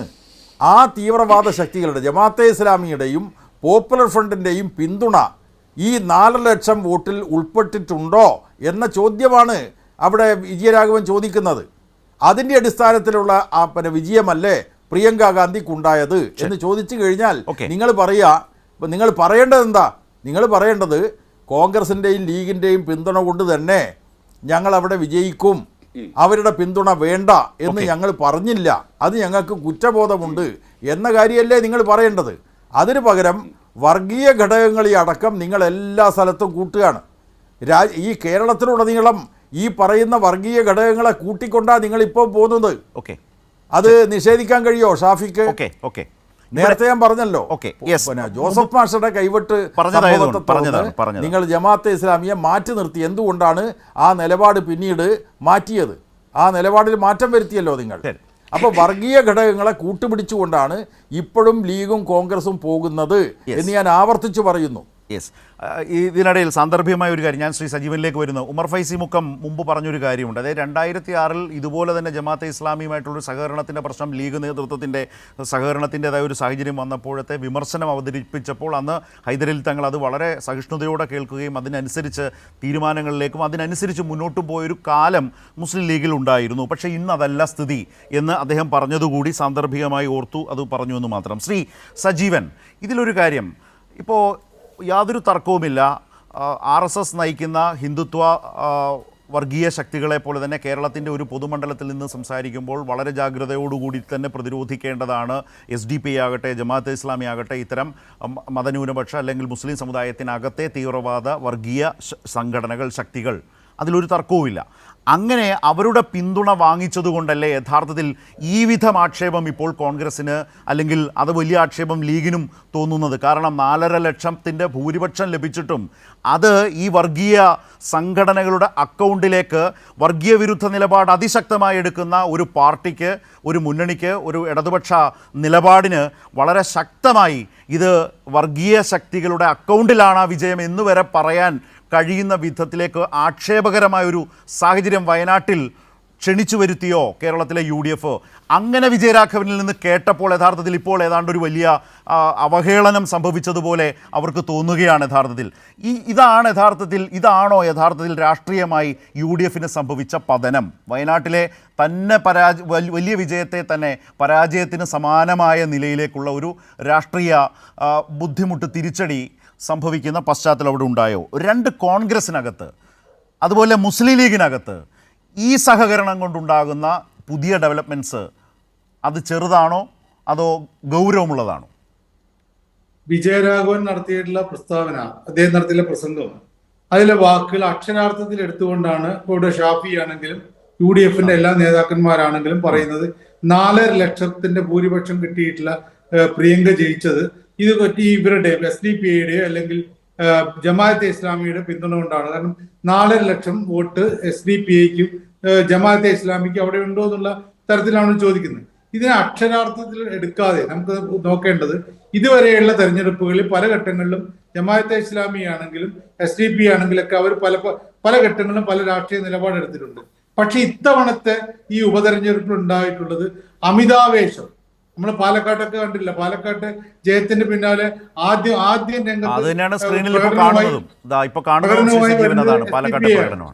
ഇപ്പൊ സ്വാഭാവികമായിട്ടും അതാണ് വിജയരാഘവൻ. ഈ അമിതാവേശത്തിന്റെ കാര്യം അത് വളരെ കൃത്യമായിട്ടുണ്ട്. അത് തുടക്കത്തിൽ തന്നെ ഈ SDPI ആണെങ്കിലും ജമാഅത്തെ ഇസ്ലാമി ആണെങ്കിലും പിന്തുണ പറയുമ്പോഴേക്കും ഇവിടെ നമുക്കറിയാം കോൺഗ്രസിന്റെ നേതാക്കന്മാരെ VD സതീശനൊക്കെ അതിനെ ഹാർദമായി സ്വാഗതം ചെയ്യുകയാണ്. നമുക്ക് ആരുടെയും വോട്ട് വേണ്ട എന്ന് പറയുന്നില്ല, ഞങ്ങൾക്ക് എല്ലാവരുടെയും വോട്ട് വേണം എന്നൊക്കെ പറയുന്ന ഒരു ആലങ്കാരികമായിട്ടുള്ള വാക്കിനപ്പുറത്ത് ഇത് കൃത്യമായിട്ട് ഞങ്ങൾക്ക് വേണം എന്നുള്ള രീതിയിൽ പറയുകയും അതിനേക്കാൾ ആവേശത്തോട് കൂടിയിട്ട് ഈ തെരഞ്ഞെടുപ്പിലാണ് നമ്മൾ കുറെ കാലത്ത് തെരഞ്ഞെടുപ്പ് കണ്ടാണല്ലോ ഈ SDPI ആണെങ്കിലും ജമാഅത്തെ ഇസ്ലാമി ആണെങ്കിലും വളരെ ആവേശത്തോട് കൂടിയിട്ട് ഈ രംഗത്തുണ്ടായിരുന്ന കാര്യം അതിനെയാണ് ആലങ്കാരികമായിട്ട് ഇവിടെ പ്രിയങ്ക ഗാന്ധി പാർലമെന്റ് എത്തിയതിനെ കുറിച്ച് വിജയരാഘവൻ പറഞ്ഞാലേ മനസ്സിലാക്കുന്നത്. ഇത് മാത്രമല്ല, ഇത് ഈ ഒരു SDPIയുടെയോ അല്ലെങ്കിൽ ജമാഅത്തെ ഇസ്ലാമിയുടെയോ ഈ ഒരു രംഗപ്രവേശം അത് മുസ്ലിം കമ്മ്യൂണിറ്റിയിൽ വളരെ ശക്തമായിട്ടുള്ള പ്രശ്നമായിട്ടുണ്ട്. ഷാഫിക്ക് അറിയാതെ മുസ്ലിം പ്രത്യേകിച്ച് സുന്നി വിഭാഗത്തിൽ നല്ലൊരു ശതമാനം ഞാൻ ഇന്ന് പോലെ കേൾക്കുകയായിരുന്നു. ഈ സോഷ്യൽ മീഡിയ അത് ധാരാളമായിട്ട് ഉണ്ട്. പല ആളുകളും സമസ്തയിലെ പല നേതാക്കന്മാർക്കും വന്നിട്ടുള്ള ഈ അപഭ്രംശം, അതായത് ഈ ജമാഅത്തെ ഇസ്ലാമിയുടെയും മുജാഹിദുകളുടെയും ഒക്കെ ആ നിലപാടുകൾക്ക് അനുകൂലമായിട്ട് സുന്നി വിഭാഗക്കാർ, സുന്നി നേതാക്കന്മാർ രംഗത്ത് വരുന്നതിനെ കുറിച്ചിട്ട് വളരെ രൂക്ഷമായ രൂപത്തിലുള്ള പ്രസംഗങ്ങൾ ആ മറുപടുത്തുണ്ട്. ഇതിൽ ഏത് ശരി ഏത് തെറ്റെന്ന് ഞാൻ പറയുന്നില്ല, പക്ഷെ അതുണ്ട്. അത് ഈ സംഭവത്തിന് ശേഷമാണ്, ഈ ഉപതെരഞ്ഞെടുപ്പിന് ശേഷമാണ് ശക്തമായിട്ട് വരുന്നത്.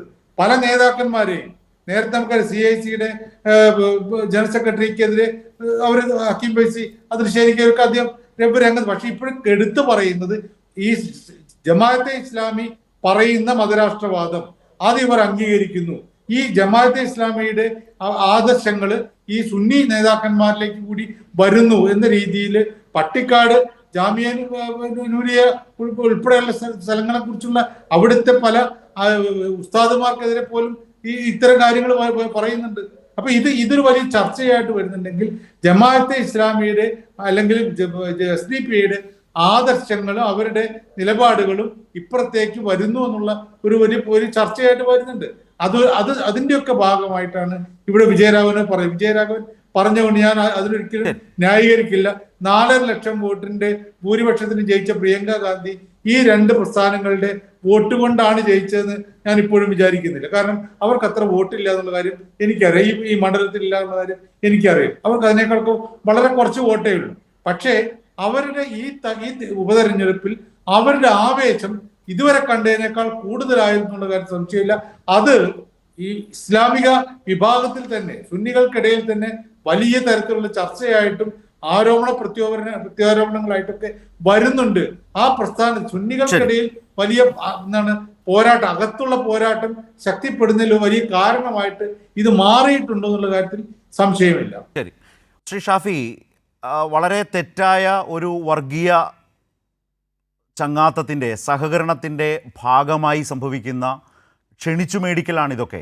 അതുകൊണ്ടാണ് ഇപ്പോൾ നിങ്ങൾക്കത് കേൾക്കുമ്പോൾ വലിയൊരു അപമാനമായിട്ടൊക്കെ തോന്നുന്നത്. അതുകൊണ്ടാണ്, കാരണം ഇത് തെറ്റാണ്, ഇത് ശരിയല്ല എന്ന് പറഞ്ഞുകൊണ്ടിരുന്നതും നിങ്ങൾ ചെവിക്കൊള്ളാതിരുന്നതും നിങ്ങൾ സഹകരണം ശക്തമാക്കിയതിൻ്റെയും പശ്ചാത്തലത്തിൽ അതിനെ പിന്നീട് ഈ രൂപത്തിൽ അതിശക്തമായി അവതരിപ്പിച്ച് മുന്നോട്ട് കൊണ്ടുപോകുമ്പോൾ നിങ്ങൾ ക്ഷണിച്ചു മേടിച്ചതായി ഇത് മാറുന്നത് ഇവിടെയാണ്. 2, ഇത് നിങ്ങളുടെ തെറ്റായ രാഷ്ട്രീയ തീരുമാനങ്ങളുടെ ഉൽപ്പന്നമാണ് ഈ കേൾക്കേണ്ടി വരുന്ന വിമർശനം.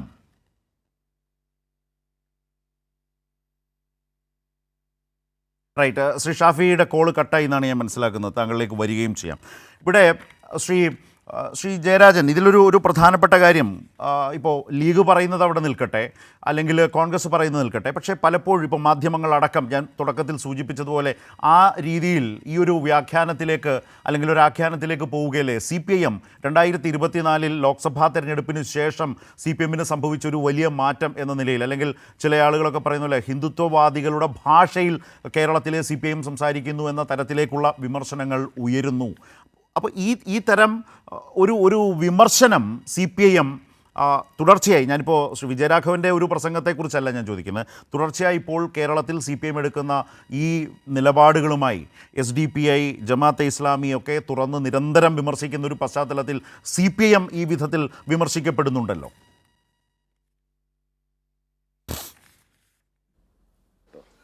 ഇവിടെ CPM രാജ്യത്ത് വളർന്നു വരുന്ന വർഗീയതയെപ്പറ്റി കൃത്യമായിട്ടുള്ള നിലപാടുള്ള പാർട്ടിയാണ്. അതുകൊണ്ടാണ് ഞാൻ നേരത്തെ CPM പരിപാടിയെക്കുറിച്ച് പറഞ്ഞത്. ആ പരിപാടിയിൽ രാജ്യത്തിലെ ജനാധിപത്യ വ്യവസ്ഥക്ക് ഹിന്ദുത്വ വർഗീയതയാണ് ഏറ്റവും വലിയ വിപത്ത് എന്ന് കൃത്യമായി പറഞ്ഞു വച്ചിട്ടുണ്ട്. എന്നാൽ ആ ഹിന്ദുത്വ വർഗീയത ന്യൂനപക്ഷ വർഗീയതയെ ശക്തിപ്പെടുത്തുന്നു എന്ന കാര്യവും പറഞ്ഞിട്ടുണ്ട്. അതുപോലെ തന്നെ ഇന്നത്തെ രാജ്യത്തിൻ്റെ പ്രത്യേകമായിട്ടുള്ള സാഹചര്യത്തിൽ ന്യൂനപക്ഷത്തിൻ്റെ സംരക്ഷണം ഏറ്റവും പ്രധാനമാണ് എന്ന് പറഞ്ഞു വച്ചിട്ടുണ്ട്. രാജ്യത്തിലെ മതനിരപേക്ഷത നേരിടുന്ന ഈ വെല്ലുവിളികളെ സംബന്ധിച്ച് കൃത്യമായിട്ടുള്ള ധാരണയുള്ള പാർട്ടിയാണ് CPIM. കോൺഗ്രസിനെ കുറിച്ച് അത് പറയാൻ പറ്റുമോ? ഇപ്പോൾ ജനുവരി 22 ബാബരി പള്ളി പൊളിച്ച സ്ഥാനത്ത് രാമക്ഷേത്രത്തിൻ്റെ പ്രാണപ്രതിഷ്ഠാ ചടങ്ങ് നടത്തുമ്പോൾ എല്ലാ പാർട്ടികൾക്കും ഈ സമിതിയുടെ കത്ത് വന്നല്ലോ, ക്ഷണക്കത്ത് വന്നു. നരേന്ദ്രമോദി അവിടെ പ്രാണപ്രതിഷ്ഠാ ചടങ്ങ് നടത്തുന്നു, നിങ്ങൾ പങ്കെടുക്കണം. CPM general secretary Sitaram Yechury ഹർജിപ്പുറത്ത് തന്നെ മറുപടി പറയുന്നത് പോലെ പറഞ്ഞല്ലോ, ഞങ്ങൾ എല്ലാ മതവിശ്വാസങ്ങളെയും മാനിക്കുന്ന പാർട്ടിയാണ്, പക്ഷേ ഇത് രാഷ്ട്രീയ പരിപാടിയാണ്, രാഷ്ട്രീയ പ്രചരണത്തിന് വേണ്ടിയിട്ടാണ് ഈ പരിപാടി ഉപയോഗിക്കുന്നത്, ഞങ്ങൾ പങ്കെടുക്കുന്നില്ല. നിലപാട് സ്വീകരിച്ചു. ഒരു നിമിഷം, ദേശീയ തലത്തിൽ CPM ഈ കാര്യങ്ങളിൽ എടുക്കുന്ന നിലപാടിനെ കുറിച്ചൊന്നും ഒരു തർക്കമില്ല. പക്ഷേ കേരളത്തിലെ CPM കുറിച്ച് സംസാരിക്കുമ്പോഴാണ് ഈ വിമർശകർ കേരളത്തിലേക്ക് വരുമ്പോൾ 2024 ലോക്സഭാ തെരഞ്ഞെടുപ്പിൻ്റെ തിരിച്ചടിയെ തുടർന്ന് CPM എടുക്കുന്ന നിലപാടുകളാകെ ഒരു മുസ്ലിം വിരുദ്ധ നിലപാടിൻ്റെ ഛായയിലാകുന്നു, ഭാഷയിലാകുന്നു. അത്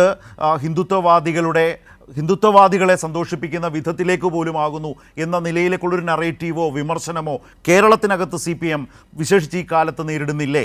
ഞാൻ അതിലേക്ക് കൂടിയാണ് താങ്കളുടെ ശ്രദ്ധ കൊണ്ടുവന്നത്. തീർച്ചയായിട്ടും ശരത്ത് പറഞ്ഞത് വളരെ കറക്റ്റാണ്. 2024 തെരഞ്ഞെടുപ്പ് ഫലം കേരളത്തിലെ ജനാധിപത്യ മതനിരപേക്ഷ ശക്തികൾക്ക് കൃത്യമായിട്ടൊരു മുന്നറിയിപ്പ് നൽകുന്നുണ്ട്. ആ മുന്നറിയിപ്പ് എന്താണ്? ഒരു ഭാഗത്ത് BJPക്ക് ചരിത്രത്തിൽ ആദ്യമായിട്ടൊരു ലോക്സഭാ സീറ്റ് കിട്ടുന്നു. അത് ഈ തെരഞ്ഞെടുപ്പ് ഫലത്തിലെ ഒരു അപായ സൂചനയായിട്ടാണ് CPM കണക്കാക്കുന്നത്. തൃശ്ശൂർ സീറ്റിൽ സുരേഷ് ഗോപിയുടെ ജയം എന്ന് പറയുന്നത് ഒരു അപായ സൂചനയാണ് മതനിരപേക്ഷ ശക്തികളെ സംബന്ധിച്ചിടത്തോളം. കോൺഗ്രസിന് അതിൽ ബേജാറില്ല, ലീഗിന് ബേജാറില്ല. പക്ഷേ ഈ കേരളത്തിലെ CPM ഉൾപ്പെടെയുള്ള ഇടതുപക്ഷ ജനാധിപത്യ മതനിരപേക്ഷ ശക്തികൾക്ക് അക്കാര്യത്തിൽ ഉത്കണ്ഠയുണ്ട്. എന്തുകൊണ്ട് ഇത് സംഭവിച്ചു? തീർച്ചയായിട്ടും RSSും CPM തമ്മിൽ വലിയ സംഘർഷം നടന്ന നാടാണ് കേരളം. 218 സഖാക്കളാണ് CPM ഭാഗമായിട്ട് RSSകാരാൽ കൊല ചെയ്യപ്പെട്ടത്. ഇങ്ങനെയൊക്കെ ഈ ഹിന്ദുത്വ തീവ്രവാദത്തെ ചെറുത്ത് നിന്നിട്ടുള്ള നമ്മുടെ കേരളം ഈ തരത്തിൽ BJPക്ക് വോട്ട് വർദ്ധിക്കുന്നു, BJPക്ക് ഒരു സീറ്റ് കിട്ടുന്നു.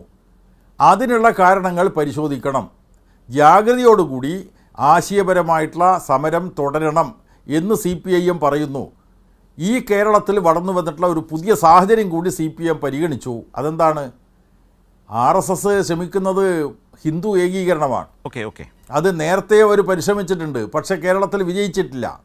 ഇപ്പോൾ ജാതി സംഘടനകൾ വഴി ഹിന്ദു ഏകീകരണം, നായാടി മുതൽ നമ്പൂതിരി വരെ യോജിക്കണം എന്ന് പറയുന്ന നിലയിലേക്ക്, അത് പൊതുവിൽ ചിലർക്കൊക്കെ സ്വീകാര്യമാവുന്ന നിലയിലേക്ക് ജാതി സംഘടനാ നേതാക്കളടക്കം വന്നിരിക്കുന്നു. ഇതിൻ്റെ മറുവശവും വന്നിട്ടുണ്ട്.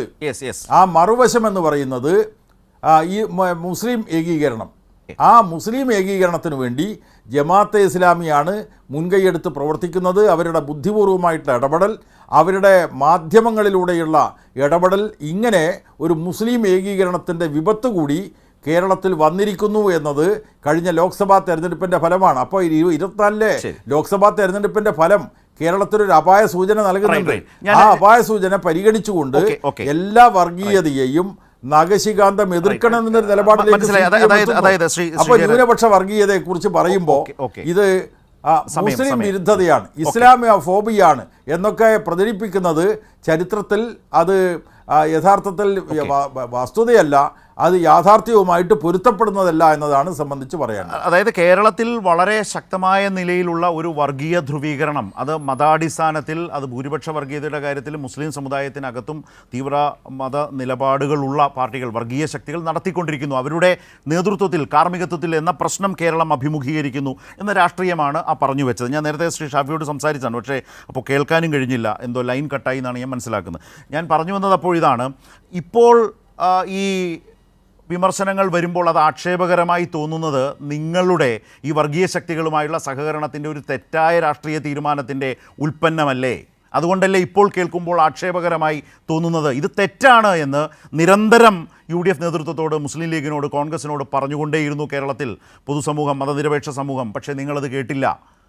പക്ഷേ ഇപ്പോൾ ആക്ഷേപകരമായി തോന്നുന്നത് നിങ്ങളുടെ ആ തെറ്റായ തീരുമാനത്തിൻ്റെ ഭാഗം കൂടിയല്ലേ? വലിയൊരു വിജയത്തെപ്പോലും ഇവരുടെ കൂടി അക്കൗണ്ടിൽ എഴുതപ്പെടുന്നത് അതുകൊണ്ടല്ലേ?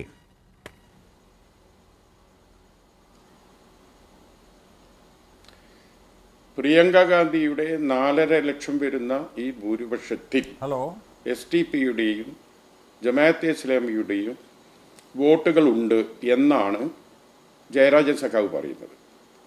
അതിൻ്റെ അർത്ഥം വിജയരാഘവൻ പറഞ്ഞതിനോട് യോജിപ്പില്ല എന്ന് ഈ നിലപാടിലൂടെ ജയരാജൻ ഇവിടെ വ്യക്തമാക്കിയിരിക്കുകയാണ്. സത്യത്തിൽ ജയരാജൻ സഖാവ് നടത്തിയതുപോലുള്ളൊരു വിലയിരുത്തലാണ് CPM നടത്തിയതെങ്കിൽ ഇത്ര അപകടവിധമുള്ള ഒരു വിമർശനത്തിലേക്ക് ഇത് പോകുമായിരുന്നില്ല. ഉയർന്ന നേതാക്കൾ, അത് CPM പോലുള്ള പാർട്ടി, ആ പാർട്ടി ഇന്ത്യ രാജ്യത്ത് ഒരു റെക്ടിഫൈഡ് ഓർഗനൈസേഷനായിട്ടാണ് CPM-നെ ഞങ്ങൾ കാണുന്നത്. ഇന്ത്യൻ മതേതരത്വം വെല്ലുവിളിക്കുന്ന സമയത്ത് ദേശീയ അടിസ്ഥാനത്തിൽ വളരെ സ്തുത്യർഹമായ പല നിലപാടുകളും എടുത്ത ഒരു പാർട്ടിയാണ്. ആ ഒരു പൊളിറ്റിക്കൽ പ്രീവിയസ് ട്രാക്ക് വെച്ച് നോക്കുമ്പോൾ CPM, ആ CPM-നെ പാർട്ടിയുടെ ഒരു ഫ്രെയിമിൽ നിന്നുകൊണ്ട് വിജയരാഘവനെ പോലുള്ള ആളുകൾ ഇങ്ങനെ സംസാരിച്ചാൽ അത് വലിയ ഭീതിയാണ് നാട്ടിലുണ്ടാക്കുക. പ്രത്യേകിച്ച് നമ്മൾ പഠിക്കേണ്ട വിഷയം, ഇന്ത്യ മുന്നണിയുടെ ഒരു ഘടകകക്ഷിയുടെ പോളിറ്റ് ബ്യൂറോ മെമ്പറാണ് ഈ പ്രിയങ്ക ഗാന്ധിയുടെ ഈ ഭൂരിപക്ഷത്തിൽ കടുത്ത മുസ്ലിം വർഗീയവാദികളുടെ വോട്ടോട് കൂടി വന്ന് എന്ന് പറയുമ്പോൾ അതെടുത്ത് ഉപയോഗിക്കാൻ പോകുന്നത് ആരാണ്? അപ്പോൾ ഉത്തരേന്ത്യയിൽ ഉപയോഗിച്ചു കഴിഞ്ഞു. ഞാനിപ്പോൾ നിങ്ങളെ ഈ ചർച്ചയിൽ പങ്കെടുത്തുകൊണ്ടിരിക്കുമ്പോൾ ടൈംസ് നൗ എന്നെ 9:30 മണിക്ക് എന്നെ വിളിച്ചുകൊണ്ടിരിക്കുക. ഞാൻ ചോദിച്ചു എന്താ ഇഷ്യൂ? അപ്പോൾ കേരളത്തിൽ ഇഷ്യൂ എന്നാണ് പറഞ്ഞത്. അപ്പോൾ ഇത് അവിടെയാണ് കത്തിക്കുന്നത്. അവിടെ 10-26 കേസെടുത്ത് രാഹുൽ ഗാന്ധിയെ വരിഞ്ഞു മുറുക്കുകയാണ് BJP സർക്കാർ. പെണ്ണ് കേസിൽ കൊടുക്കുകയാണ്, കൊലക്കേസിൽ കൊടുക്കുകയാണ്. ഇങ്ങനൊരു ഘട്ടത്തിൽ ഈ BJPക്ക് ഇങ്ങനെ പറയാനായി ഇങ്ങനൊരു സാധനം തളികയിൽ വെച്ച് കൊടുത്താൽ ആലോചിച്ച് നോക്കൂ, അതിന് വിപത്ത് എന്താണ് ദേശീയ തലത്തിൽ? എനിക്ക് ജയരാജൻ സഖാവുമായി എനിക്ക് പറയാനുള്ളത്, നിങ്ങളെ പാർട്ടി തെറ്റ് തിരുത്തുന്ന പാർട്ടിയാണ്. നിങ്ങൾ ആ വഴിയിലേക്ക് വരണം. ഇവിടെ നിങ്ങളെപ്പോലെ ഇപ്പൊ വിജയരാഘവൻ പറഞ്ഞ ഈ പരാമർശത്തെ ന്യായീകരിക്കാൻ അങ്ങ് മുന്നോട്ട് വന്നിട്ടില്ല. ഇനി എന്താ വേണ്ടി? ഞാൻ ആ പറഞ്ഞതിൽ ചെറിയ വിശകുണ്ട്, തെറ്റിദ്ധരിക്കപ്പെട്ടിട്ടുണ്ട്. ഞാനത് തിരുത്തുന്നു എന്ന് പറഞ്ഞ ആ ചർച്ച അവിടെ നിൽക്കും. അതല്ല ഡൽഹിയിൽ അന്ന് ഹിന്ദു പത്രത്തിൽ പിന്നെ മുഖ്യമന്ത്രി കൊടുത്തതുപോലെ എന്താണ് അത് ഡൽഹിയിൽ BJPക്ക് എടുത്ത് ഉപയോഗിക്കാനായി ഒരു സാധനം ഞാനാണ് കൊടുത്തത്. അപ്പോൾ വിജയരാഘവൻ എന്ന വ്യക്തിയോടൊരു പ്രശ്നമില്ല. അദ്ദേഹം പറയുന്ന നിലപാടുകൾ എന്ത് എന്നതാണ്. വിജയരാഘവൻ മലപ്പുറം ജില്ലക്കാരനാണ്, സയ്യിദ് സാദിഖലി തങ്ങളുടെ സഹപാഠിയാണ്. വ്യക്തിപരമായി അദ്ദേഹത്തെ ഒരു കാലത്തും ഞാൻ ആക്ഷേപിക്കില്ല. എനിക്ക് ബഹുമാനമുള്ള വ്യക്തിയാണ്. നിലപാടുകളോടാണ് വിയോജിപ്പ്. ഞാൻ സമയം തീർന്നുകൊണ്ടാണ് ശ്രീ ജയരാജൻ വളരെ ചുരുക്കത്തിൽ, പക്ഷേ അപ്പോഴും ഷാഫി ഈ വർഗീയവാദികളുടെ സഹകരണം ഒരു പ്രശ്നമായിട്ട് കാണുന്നില്ല. അതിലെ വിമർശിച്ച് ദേശീയതലത്തിൽ മറ്റുള്ളവർ നേട്ടമുണ്ടാക്കുമല്ലോ എന്ന തരത്തിലുള്ളൊരു ആശങ്കയടക്കം CPM-മായി ബന്ധപ്പെടുത്തി പങ്കുവച്ചിട്ടുണ്ട്. ഒന്ന് വളരെ വേഗത്തിൽ, ശ്രീ സജീവൻ എനിക്ക് ചർച്ച അവസാനിപ്പിക്കണതുകൊണ്ട്. തീർച്ചയായിട്ടും ശരത്തെ ഇവിടെ ലീഗിൻ്റെ വക്താവ് പറയുന്നത് വിജയരാഘവൻ്റെ പ്രസംഗം കൊണ്ടാണ് രാജ്യത്തുടനീളം മുസ്ലിങ്ങളെ അവരന്മാരായിട്ട് കണക്കാക്കുന്നത്, ശത്രുപക്ഷത്ത് നിർത്തുന്നതെന്നാണ്. രാജ്യത്ത് RSS BJP മുസ്ലിങ്ങളെ അപരവൽക്കരിച്ചുകൊണ്ട് ശത്രുപക്ഷത്ത് നിർത്തിക്കൊണ്ട് ഹിന്ദുത്വ തീവ്രവാദ രാഷ്ട്രീയം ഈ രാജ്യത്ത് നടപ്പാക്കിയല്ലോ. അതിനെ എതിർക്കാൻ കോൺഗ്രസ് തയ്യാറാവാത്തതിൻ്റെ ഫലമായിട്ടാണ് രാജ്യത്തുടനീളം മുസ്ലിം വിരുദ്ധ ആക്രമണങ്ങൾ ശക്തിപ്പെട്ടത്. അപ്പോൾ അവിടെ CPM-നെ സംബന്ധിച്ചിടത്തോളം കൃത്യമായിട്ടുള്ള നിലപാടുണ്ട്. ഇവിടെ ലീഗ് നേതാവ് പറയുന്നത് ഇതൊക്കെ വിജയരാഘവൻ്റെ പ്രസംഗത്തെ തുടർന്നാണ് ഇപ്പോൾ ഉണ്ടായതെന്ന എത്രമാത്രം വസ്തുതാ വിരുദ്ധമായിട്ടുള്ള കാര്യമാണ്. രാജ്യത്ത് 1980-കൾ മുതൽ രാജീവ് ഗാന്ധിയുടെ സർക്കാർ എടുത്തിട്ടുള്ള നിലപാടിലെ മൃദു ഹിന്ദുത്വ നിലപാട് അത് സമസ്തയെപ്പോലെയുള്ള സംഘടനകൾ തന്നെ കൃത്യമായി പറഞ്ഞിട്ടുണ്ട്. സുപ്രഭാതം പത്രം പറഞ്ഞിട്ടുണ്ട്. ആ മൃദു ഹിന്ദുത്വ നിലപാട് കോൺഗ്രസ് സ്വീകരിക്കുന്നു. മറുഭാഗത്ത് RSSന്റെ മുസ്ലിം വിരുദ്ധ ആക്രമണങ്ങൾ ശക്തിപ്പെടുന്നു. ഇപ്പൊ വിജയരാഘവന്റെ പ്രസംഗത്തെ തുടർന്നാണ് ഈ മുസ്ലിങ്ങളെ കണക്കാക്കിക്കൊണ്ട് നിലപാട് സ്വീകരിക്കുന്നത് എന്ന് പറഞ്ഞാൽ ആരെയാണ് ബോധ്യപ്പെടുത്താൻ ഉപകരിക്കുക? ഇതാണ് എൻ്റെ ചോദ്യം. റൈറ്റ്. തൽക്കാലം ആ ചോദ്യങ്ങളും ആ നിരീക്ഷണങ്ങളും അവിടെ നിൽക്കട്ടെ. ഞാൻ വളരെ ചുരുക്കത്തിൽ ഒന്ന് ശ്രീ സജീവൻ്റെ ഒരു മറുപടി. ഇപ്പോൾ പ്രിയങ്ക തന്നെ രാഷ്ട്രീയമായി ആക്ഷേപിക്കപ്പെടുന്നതിനും കടുത്ത വിമർശനത്തിന് വിധേയമാകുന്നതിനും ഇടവന്നു. ദേശീയ തലത്തിൽ അതുണ്ടാക്കുന്ന നാണക്കേടിൽ ശ്രീ ഷാഫിയുടെ വാക്കുകൾ തന്നെ എടുത്താൽ കോൺഗ്രസിനടക്കം വലിയ ബുദ്ധിമുട്ടുണ്ടാകും, സ്വാഭാവികമാണ്. എന്നിട്ടും ഈ സഹകരണം ജമാഅത്തെ ഇസ്ലാമി SDPI സഹകരണം എന്നതിൽ നിന്ന് കോൺഗ്രസ് ഒരു പുനഃപരിശോധന നടത്തുമെന്ന് താങ്കൾ കരുതുന്നുണ്ടോ? പ്രത്യേകിച്ച് VD സതീശൻ ഇപ്പോൾ നേരിട്ടുകൊണ്ടിരിക്കുന്ന വലിയ തിരിച്ചടികൾ, VD സതീശൻ, ഷാഫി പറമ്പിൽ ആ നിലയിൽ വന്നിട്ടുള്ളൊരു സഹകരണത്തിൻ്റെ കൂട്ടുകെട്ടിൻ്റെ ഭാഗമാണിത് എന്ന നിലയിലുള്ള വലിയ നറേറ്റീവ് നമ്മുടെ മുമ്പിൽ നിൽക്കുന്നു. പക്ഷേ കോൺഗ്രസിലെ പുതിയ ഡെവലപ്മെൻറ്റ് ഇവർക്ക് കാര്യങ്ങൾ കൈവിട്ടു പോകുന്നതിൻ്റെ സൂചനയാണോ? കോൺഗ്രസിൽ മാത്രമല്ല മുസ്ലിം ലീഗിൽ പോലും നേരത്തെ താങ്കൾ പറഞ്ഞു, നേരത്തെ പറഞ്ഞതുകൊണ്ടാണ് ദേശീയ തലത്തിൽ ഉണ്ടാകുന്ന ചർച്ചകളെ കുറിച്ചല്ല അവർ ചിന്തിക്കേണ്ടത്. ജമാഅത്തെ ഇസ്ലാമിയുടെയും SDPIയുടെയും സ്വാധീനം മുസ്ലിം ലീഗിനോട് വളരെ അടുപ്പമുള്ള സുന്നി നേതാക്കന്മാരിലേക്ക് കൂടി വരുന്നു എന്ന രീതിയിൽ വലിയ സമസ്തയ്ക്കകത്തൊരു വലിയ പിളർപ്പിന്റെ ഘട്ടത്തിലേക്ക് പോലും പോകാവുന്ന രീതിയിൽ വലിയ ചർച്ച നടന്നുകൊണ്ടിരിക്കുകയാണ്.